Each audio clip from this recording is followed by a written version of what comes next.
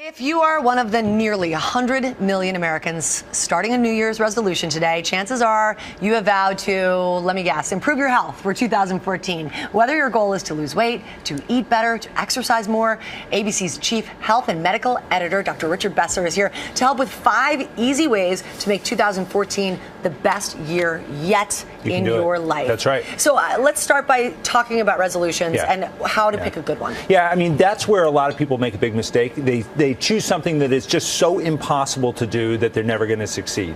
So you want to pick something you really care about, all right? You want to pick something you can live with. So, it has to be something that is doable in your life. And then you want to tell people about it because that will help keep your feet to the fire when it gets a little tough. Those 3 things will get you on the track. I never want to tell anybody. I know, because you think, in case I don't do it. Right, because next week I'm going to blow it, so I don't want anyone to know. But so, I think that is smart to have somebody watching you. They're kind of your coach. Yeah. You don't have to tell everybody, but tell somebody. Okay. Yeah. So keep your goal, be real. That's right.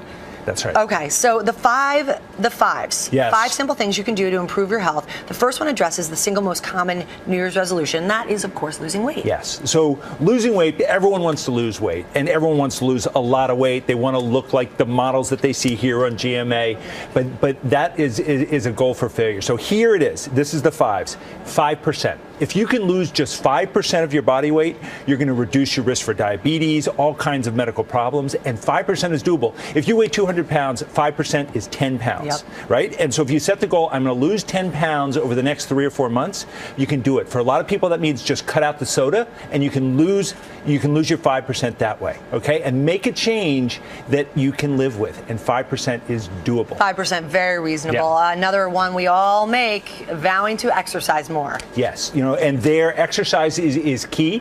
If you can say there that I'm going to take 5 minutes, all right? 5 minutes. We always talk about you have to do 30 minutes five times a week for your health. That's too daunting. It's daunting. How do you even start that if your life is full? But 5 minutes, okay? And that can mean you're getting up from your chair. You're taking these mini breaks during the day. You're walking for 5 minutes. The thing we've learned is that the time you spend sitting at your desk is really bad for your health.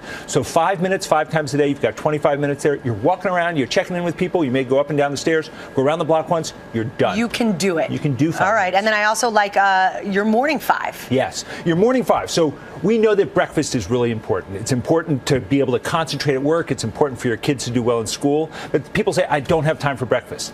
Take 5 minutes in the morning. That's all it takes for breakfast. Whole grain cereal with some fruit on there.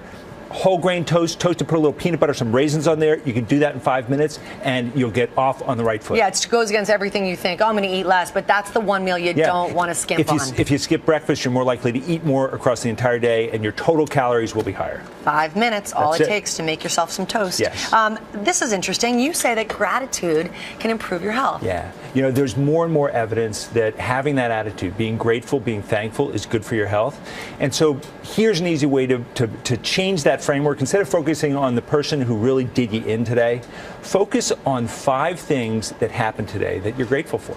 It may be just someone said hi to you, right? Someone who at coffee said, oh, you go first. Just something. And before bed, think of those 5 things, write them down in a notebook. Occasionally, write a note to somebody and say, you know what? Thanks so much for just saying hi. Yeah. And those things they'll change your whole mindset. It's good for your health.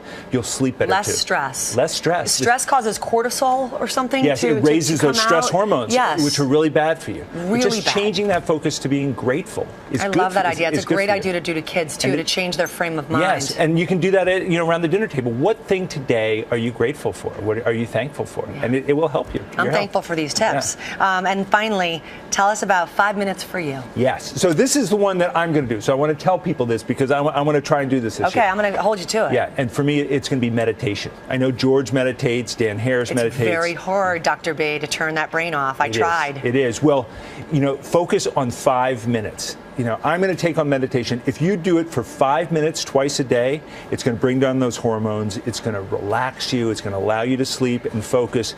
The stress in your life is going to melt away. I am more and more convinced that meditation is really, really good for our health. And I'm going to try and do it. I have trouble shutting off the brain and everything that's going on. I'm going to try 5 minutes in the morning, 5 minutes in the evening. I'm going to do that one with you. I'm saying it here. All right. That's it. The easy 5s. Give me a high 5. Yeah, I love all these. There we go. Really great tips. Thank you so much, Dr. B. Let's hope we can stick with them.